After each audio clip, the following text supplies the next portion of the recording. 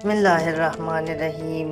ناظرین، میجر عادل راجہ نے ایک بہت ہی حیران کن اور عجیب قسم کا واقعہ سنایا ہے انڈین آرمی چیف کا۔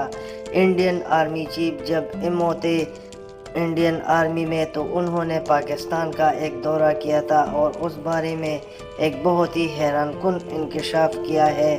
آئیے ناظرین سنتے ہیں۔ انڈین آرمی چیف کا کہنا ہے کہ ان کے کل اثاثے 29 لاکھ روپے ہیں۔ اس کے اوپر مذاق یہ بھی اڑایا ہمارے شہزادوں نے، انہوں نے کہا یہ تو ڈی ایچ اے کا 5 مرلے کا پلاٹ انڈین آرمی چیف نہیں یہ لے سکتا، یہ پاکستان کیا کشمیر کیا آزاد کرائے گا۔ جنرل لدڑ اپنی ذمہ داری سنبھالنے سوڈان پہنچے تو آرمی میس میں حسب روایت ان کے لیے شاندار عشائیے کا اہتمام تھا، جس کی ذمہ داری ان کے نائب پاکستانی افسر کے ذمے تھی۔ بھاپ اڑاتے شاندار کھانے، باوردی بہرے، مستعد عملہ جو جنرل صاحب کی چشم آبرو کے منتظر تھے۔ جنرل صاحب ماحول اور کھانے سے خوب سیر ہوئے۔ کھانے سے فارغ ہو کر جنرل لدڑ اپنے بیڈ روم میں پہنچے تو وہاں بھی انواع و اقسام کے پھل اور خشک میوے ان کے لیے موجود تھے۔ کہا جاتا ہے کہ جنرل جسبیر سنگھ لدڑ اپنے پروٹوکول سے خوب لطف اندوز ہوئے اور اگلے دن بر صغیر سے تعلق رکھنے والے اپنے ماتحت افسروں سے اسی پس منظر میں ایک واقعہ شیئر کیا۔ یہ واقعہ ظاہر ہے کہیں چھپا تو نہیں، لیکن سینہ گزٹ سے یہاں وہاں پہنچا۔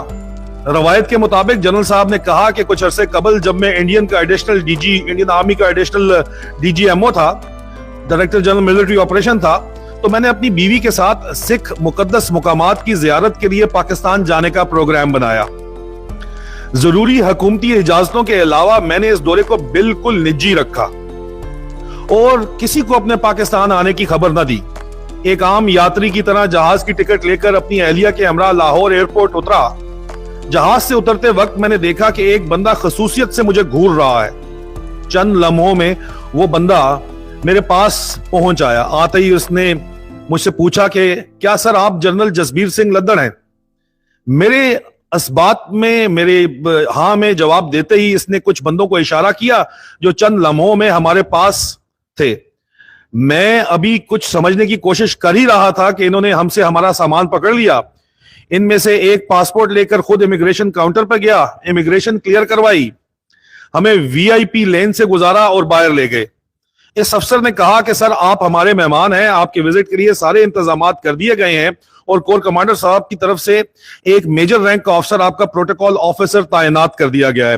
ایئرپورٹ سے باہر نکلے تو لش پش کرتی کئی لینڈ کروزرز ہماری منتظر تھیں۔ گاڑی میں بیٹھتے ہی میری بیوی جو حیرت انگیز پروٹوکول دیکھ کر حیران و ششد تھی، اس نے میری طرف دیکھتے ہوئے کہا لدڑ بندہ جرنیل ہوئے تے پاک آرمی وچ ہوئے۔ لدڑ بندہ اگر جنرل ہو تو پاکستان آرمی کے اندر ہو۔ وہاں سے ہوٹل پہنچے، کمرے میں پھولوں کے گلدستوں کی بہار تھی جن پر خوش آمدید از کور کمانڈر، خوش آمدید از سی او، خوش آمدید از فلاں فلاں، موسٹ ویلکم ہر طرف سے لکھا ہوا تھا اور اس طرح کے جو ہے وہ پیغامات درج تھے۔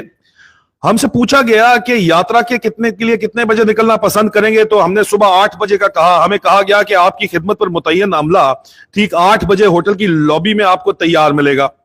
میری بیوی نے میری طرف دیکھا اور پھر کہا لدڑ بندہ جرنیل ہوئے تے پاک فوج چوئے۔ دوسرے دن پورے پروٹوکول میں ہمیں سکھ مقدس مقامات کی سیر کرائی گئی۔ وہاں دور دور تک کوئی زیرو نہیں تھا۔ ہمیں بتایا گیا کہ آج کا دن صرف آپ کے لیے مخصوص ہے اور دوسرے لوگوں کو یہاں آنے کی اجازت نہیں۔ ہم وی آئی پی قسم کی یاترا کے بعد ہوٹل واپس آئے، پھر 1-2 دن کے بعد انڈیا واپس روانہ ہو گئے۔ ہماری روانگی تک ہمیں اس طرح کا پروٹوکول دیا گیا جس کا ہم دونوں میاں بیوی انڈیا میں تصور بھی نہیں کر سکتے تھے۔ اس دوران میری بیوی حیرانگی سے دیکھتی رہتی اور جب بھی موقع ملتا تو یہ جملہ میری طرف اچھال دیتی کہ لدڑ بندہ جرنیل ہوئے تے پاک آرمی وچ ہوئے۔ بلکہ اب بھی اکثر مجھے میری بیوی یہ کہتی ہے جب بھی ہمارے حالات دیکھتی ہے کہ لدڑ بندہ جرنیل ہوئے تے پاک آرمی وچ ہوئے۔